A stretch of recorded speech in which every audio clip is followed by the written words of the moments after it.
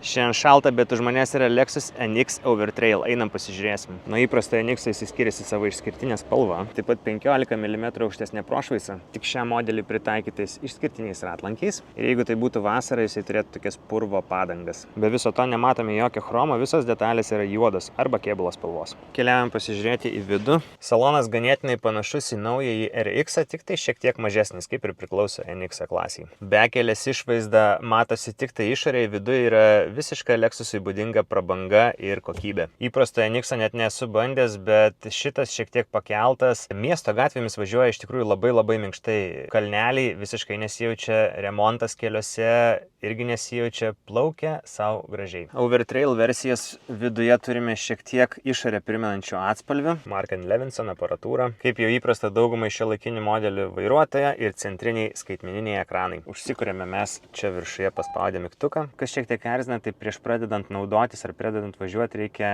paspausti keletą dalykų. Tai čia yra sutikimai ir tik tuomet nuveda į mašinos meniu. Šiuo metu mano Apple CarPlay'us yra nepajungtas, bet pastebėjau vieną dalyką, kad jeigu ir Apple CarPlay'us yra pajungtas, pirmiausiai tave nukelia į mašinos žemėlapį ir meniu ir tik tai paspaudus čia esantį mygtuką perkelia į Apple CarPlay. O mano kasdienybėje tai yra labai svarbu, kad kuo greičiau mane nukeltų į Apple CarPlay, nes išvažiuodamas iš savo garažo skubu greitai paspausti telefono numerį, kad pakeltų šlagbaumą. Tai čia yra labai geras testas su kai kuriam mašinom, kad kol aš pajudu iš savo parkingo vietos ir davažiuoju iki vartų, jeigu mano sistema dar yra neužsikūrusi, reiškia nelabai gerai. Lexusas šiuo atveju spėja užkurti CarPlay'ų, tik tai erzina, kaip jau minėjau, tie paspaudimai, sutikimai. Tiem, kas galvoja, kad Lexusas nuo Toyotas nelabai skiriasi, tai pasakysiu priešingai. Skiriasi iš tikrųjų ganėtinai labai.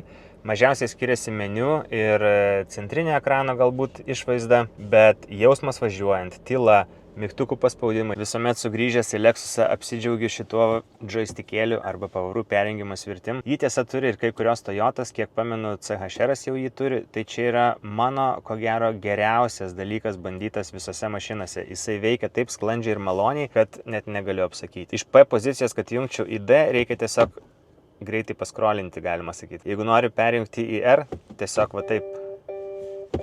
Labai intuityvus ir labai gerai veikiantis dalykas. Jisai dar buvo senuosiuose Priusuose ir visur kitur, čia yra sena Toyotos technologija su šituo judinimu, bet lasdelė anksčiau būdavo kažkur čia ar tenais, jinai nebūdavo tokia patogi kaip šitas naujas joystickėlis.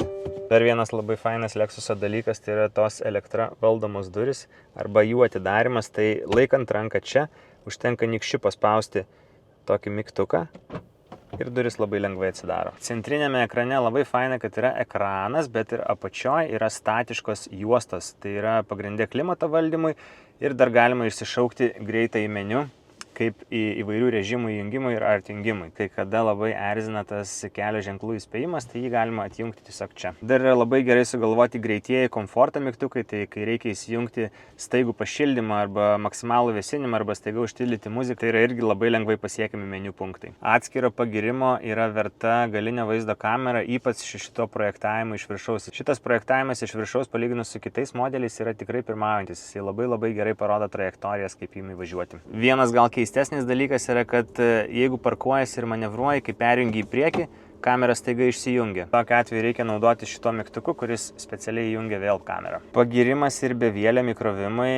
Savo apžvalgose irgi labai lyginu šitos dalykus, nes daugumoje mašinų padėjus telefoną jisai arba neiškart kraunasi, arba iškart atsijungia. Tai važinėjant su šito Lexusu 3 dienas, nebuvo nei karto, kad padėjus atsijungtų telefono įkrovimas. Tai super vieta. O tai yra ne tik bevėlio įkrovimo vieta, bet ir slapta dėžutė po apačia. Ant šitų svirtelių vyksta labai daug dalykų ir yra daug užrašų, bet galima ganėtinai gerai susiorientuoti, kad šita skirta lempom ir priešrūkiniam, o šita skirta valytuvam. Tiesa, automatiniai valytuvai šitam Lexuse dirba ne tiek gerai. Kai užstatai ant automato, jisai arba valo per lėtai ir per retai, arba valo kartais per dažnai. Yra ir Eco Sports ir visokie kiti maudai padaryti su šito suktuku. Man atrodo, tie suktukai yra labai retai naudojami, ypač jeigu tu tą automobilį turi kurį laiką. Toyota ir Lexusai būdinga, kad būtų labai patogios ir geros sėdynės. Šitas NX turi lygiai tą patį. Tik galiu pasakyti, kad prilaikymai iš šono ir apačioje yra kiek siauroki. Aš nesu jau toksai super platus žmogus, bet jeigu atsisėdu ypač su striuke, šita sėdynė atrodo kiek ankštokai iš šonus pasistumdžius. Patinka ir šitie porankiai, kurie atsidaro į šoną arba į keleivio pusės šoną.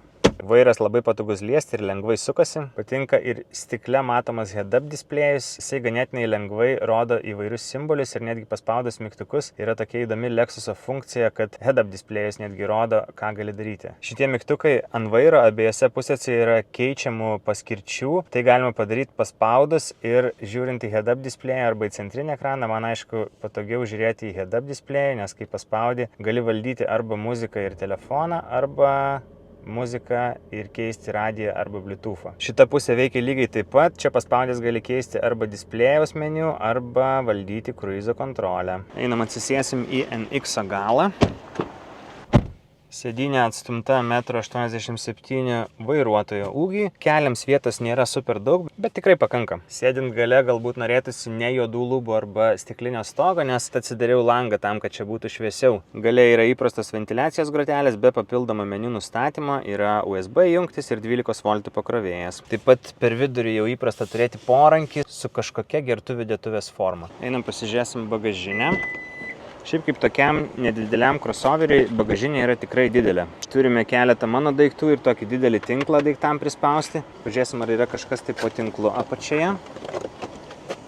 Taip, yra dar šiek tiek vietos.